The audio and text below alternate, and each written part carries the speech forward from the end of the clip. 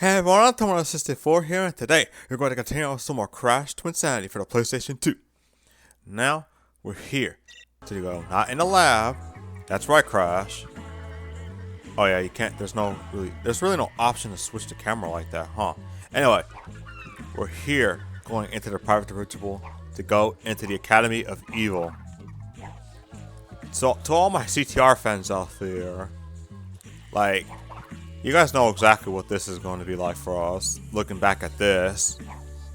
Because, oh my god. I'm actually surprised they actually even referenced it. But you know what? For those who haven't played the new, like, content and CTR,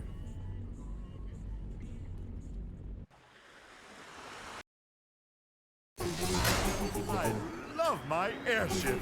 It's the only way to fly. Hey, so this is how the rich and the ugly fly. Oh, stewardess, may I have another bag of those spicy peanuts? I will. Boring! I shall crush you like a puny once you are. You are nothing to me, for I am the great and all-powerful Wrath of Cortex. You infantile vermin! How dare you manhandle and manipulate me? Rest assured, I will take my terrible vengeance upon. Yeah, whatever. Skip to the good bit. this will be a treat for all y'all who haven't seen it before.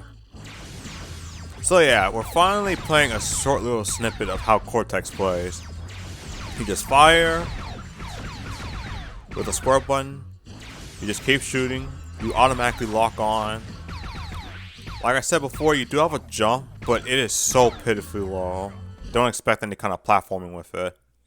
But you are limited on ammo, and there is a little bit of a quote-unquote slam attack, but it's not really as effective as you might think. But here we are, the Academy of Evil. Just like my own private school back in the old days. It was only high school though, so it wasn't anything like special. But good freaking lord, it does send me some kind of way back looking at this. So you can actually get most of the gems before you even start the level you're supposed to be on. We can't get that one yet. That's one of the few we can't get. Now, don't be surprised if there's a cutscene that gets activated after the fact, but yeah, that's all I gotta say. Don't be surprised if there's a cutscene after.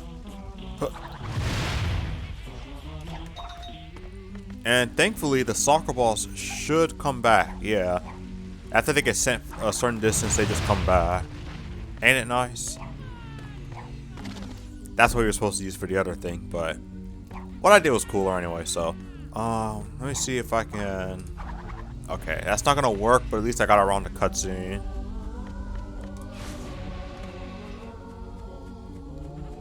Alright, let me see if I can find a. Oh, I can just do this instead. That will not help us, because I'm pretty sure I still need a soccer ball. Oh, here we go. Yeah, so you can actually get most of the gems before actually entering the level we're going to go to. And there's not one, but two areas in this world. Which you will like, which honestly, I think a lot of people will like the second one more. There's no denying it, really. But this music, though, don't even get me started. It's easily another highlight of what is already an amazing soundtrack for this freaking game. There we go. The rats won't attack you, but I'm not taking any chances.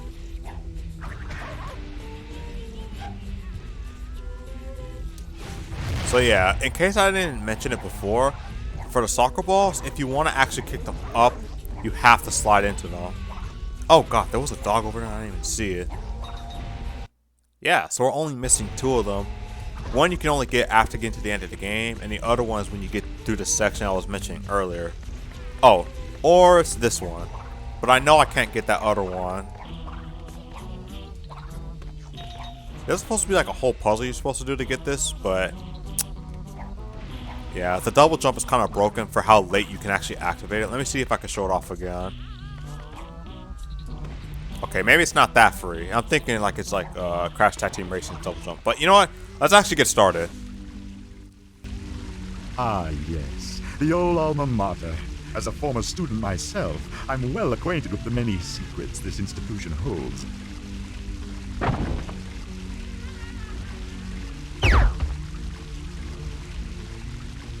Are you sure about that? Alright. Yeah, this sucker feels so freaking amazing to come back to. Hearing the music and everything, it just takes me back. And the fact that we have a CTR course, kinda based off of the fact that we're in the Academy of Evil, it just makes the whole like series just feel like that much closer together, essentially. Alright. Well, enough reminiscing, because I feel like I've already like bit off a good chunk of this video just looking back at this. Oh my god. And the music is still going. It's so nice.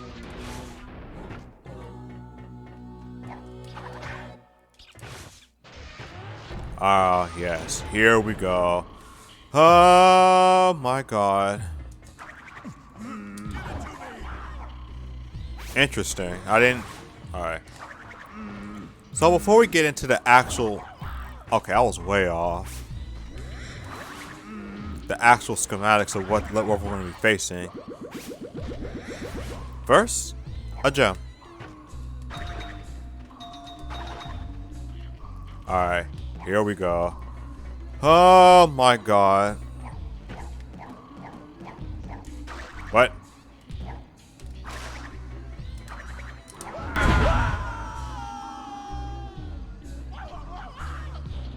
I'm stuck! The greatest evil scientist in the world! Stuck in a pipe. How could things get any worse?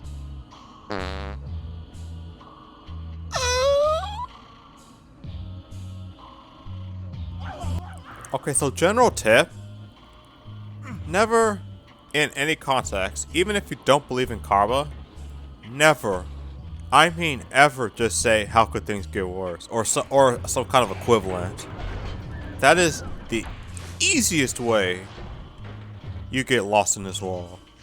Easiest. Easiest. But nah. In this freaking game, there is a lot of freaking maneuverability and puzzling you have to get around with. The very beginning is easy. Just press the button, and Cortex is on his way. And in the meanwhile, I don't know how you activate it. I think it's with something... with those over there. Yeah, once you activate those platforms will be able to come through and we'll just be able to actually get more to Cortex. Now, unlike when you're using Cortex through like holding him with the power crystal, Cortex is not quite invincible in this form, so you're gonna have to be more careful of how you maneuver him, because if he dies, you die, and unfortunately it does cost a life if he dies too, so be more mindful of where Cortex is, basically. I'm pretty sure there's another gem here. There we go. This video might be long just because of this. I'm not really sure.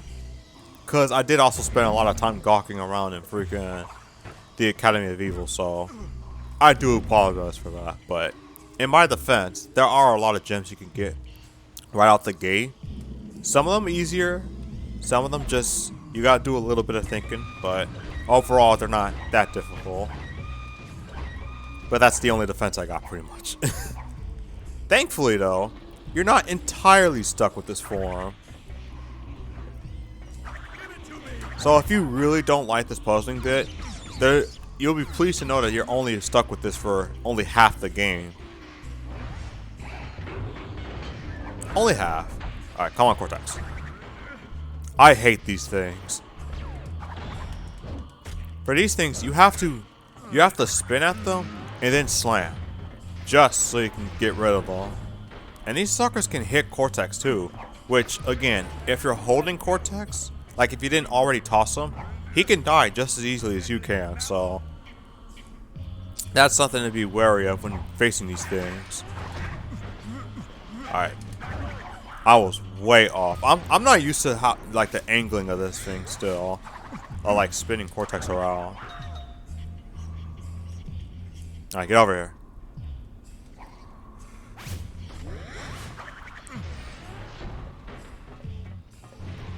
At least the music's kind of ominous in a good way.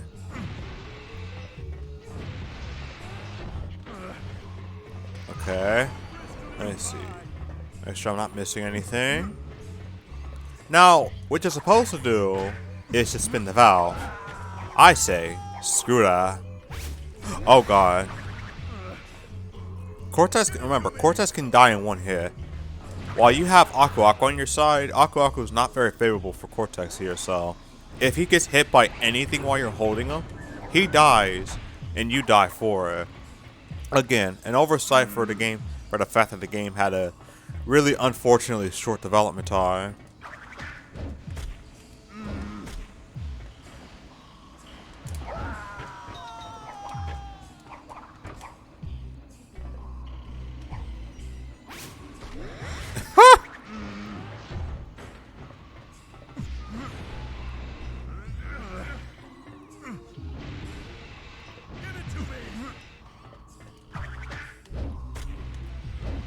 Alright, there we go. Thankfully, like hitting these things, you do get enough times to be able to actually hit them. Oh god, bats! They really put bats in this freaking level of all things. Oh, and they put one of those things where we're on this. Oh god, no! If you remember that trick about the worm thing earlier, he's still active even after the hit, just a little bit. All right. There should be, yep.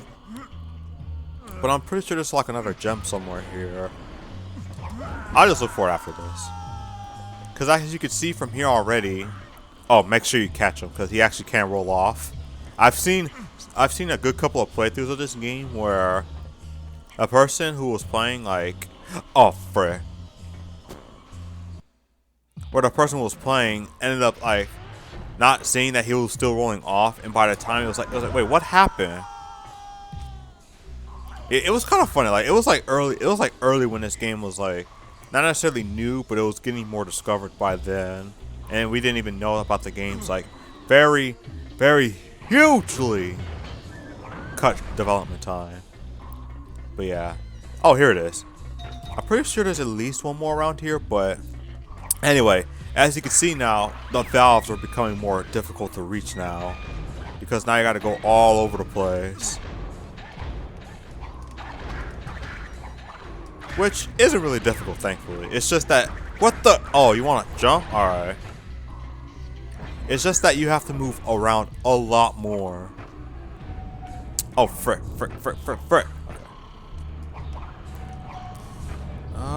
I think that should be it. Once you complete the system, all you gotta do is just hit the red button, and he's good to go.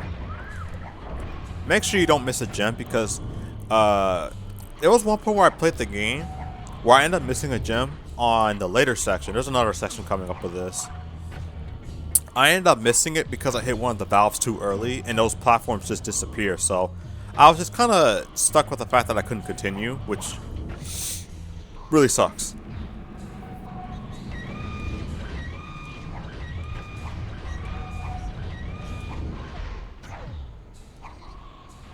Okay.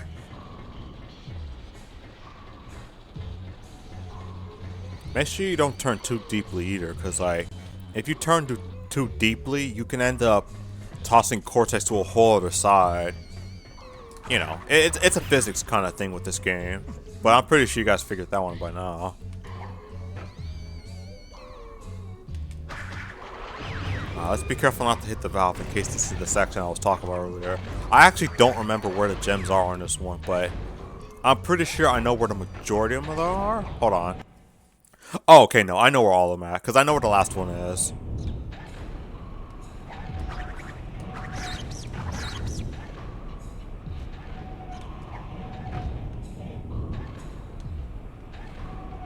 Like, I'm sorry, like, I'm not really saying much right now, but it's just like, between the atmosphere of this game and, you know, just generally being a Friday, I just want to, like, focus on relaxing, if anything. But, you know, the show must go on because I refuse to let this game go unnoticed. Especially with the fact that we could get a remake in the premise. Like, I can't stop being excited about that. Like, It's just the fact that okay, there's the gem. It's just the fact that we could be seeing something on this game again.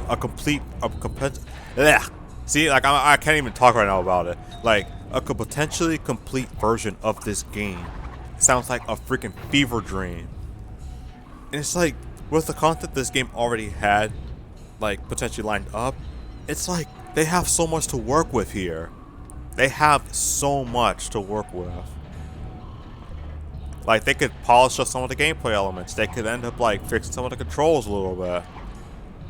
They could just refine the general gameplay. It's just the fact that I get to think of it like that, and maybe even see, like, a more smoothed out 60 frames per second on this game. Like, this game is 60 already, but like, I want to see like 60 by today's standards, and I would love to see what they do, what the team involved would do about that.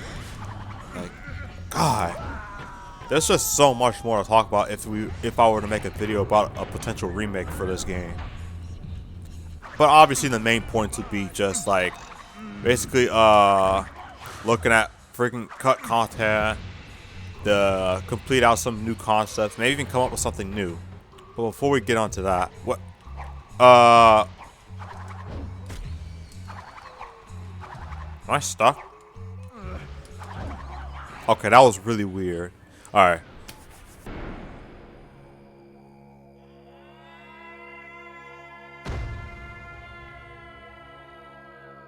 Cozy, ain't it? Rumour is you two chumps have got your mitts in some treasure. And I want a piece of that pie. I have no idea what you just said.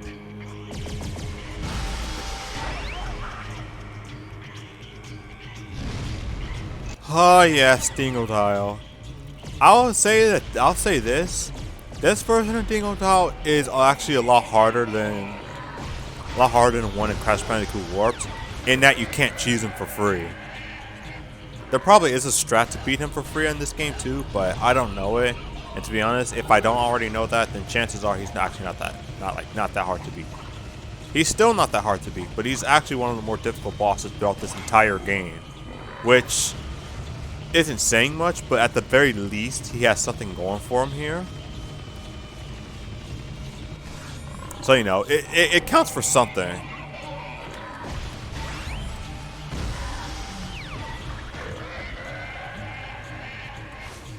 I forgot you can't slide spin in this game.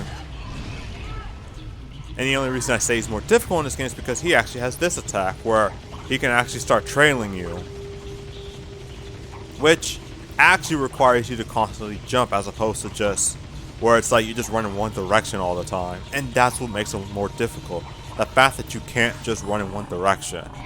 And then he has a whole firewall set up for you, no Norton.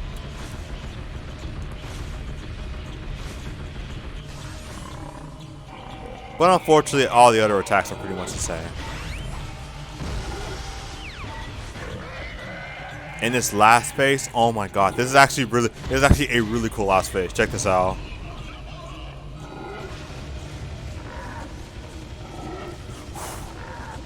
It doesn't trail you anymore, but the fact that it's, oh god, no, I might die.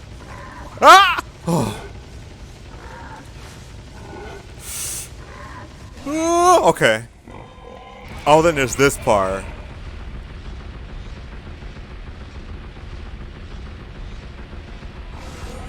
Ooh, yeah, you gotta really pay attention to that part, because like if he catches you on autopilot when running like that, he just hits you.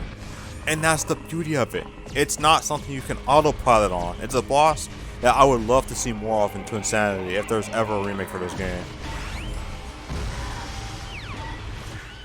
And that's it. Not, like, easily probably one of the more difficult bosses in the game, but for the wrong reasons. Alright.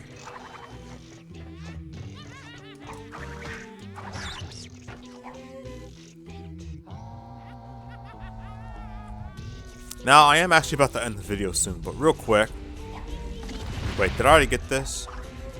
I'm pretty sure I did, yeah.